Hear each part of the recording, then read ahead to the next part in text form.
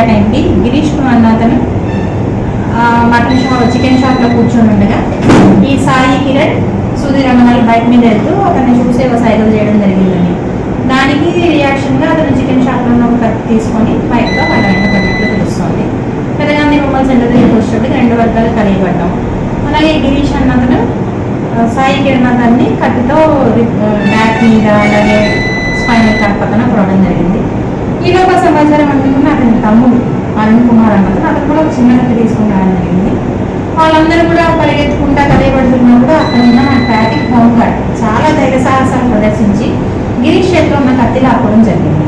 లేనట్లయితే ఇంకా చాలా గాయాలు జరిగి ఉండేవి, ఏమన్నా ప్రాణం కూడా కోల్పోయే పరిస్థితుంది. ఈ వెంటనే అతను లేచి పరిగెత్తడం జరిగింది. అరుణ్ అతన్ని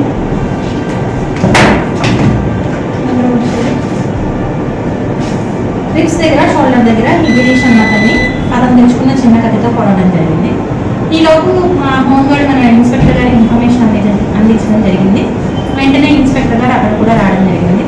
ఇద్దరిని హాస్పిటల్లో జాయిన్ చేయడం జరిగింది. అలాగే బెటర్ ట్రీట్మెంట్ కోసం గిరీష్ని విజయవాడ హాస్పిటల్కి రిఫర్ చేయడం జరిగింది.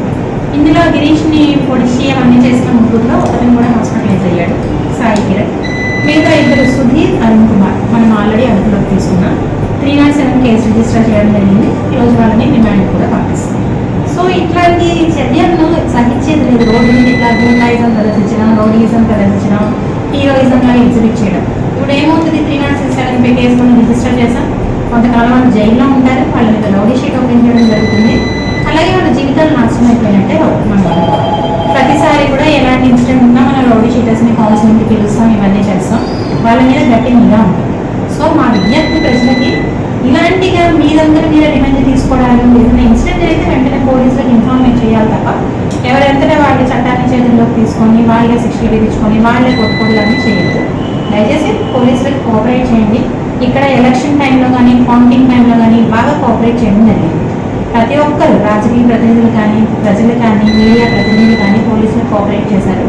చిన్న చిన్న సంఘటనలు తప్ప ఎలాంటి పెద్ద ఇన్సిడెంట్స్ అలాంటి చోట్ల ఇట్లాంటివి జరిగి శాంతికి ఇక్కడ ఉన్న పీస్కి లాండ్ ఆర్డర్కి వైలేట్ చేయాలని ట్రై చేసే ఎవరిని స్పేర్ చేయడం జరగదు. వాళ్ళని మనం ఆల్రెడీ రిమాండ్ కస్టడీలోకి తీసుకున్నాం, రిమాండ్ పంపిస్తాం, రౌడీ షీట్లు ఓపెన్ చేస్తాం. ఇట్లాంటివి ఇంకెవరూ చేయకుండా తగిన గుణపాఠం కూడా చెప్పాలి. ఈ ప్రాసెస్లో ఎంతో ధైర్య సాహసాలు ప్రదర్శించి అక్కడ నుంచొని కొన్ని వందల మంది చూస్తున్నా ఎవరు కూడా కనీసం దాంట్లో వాళ్ళని ఆపే ప్రయత్నం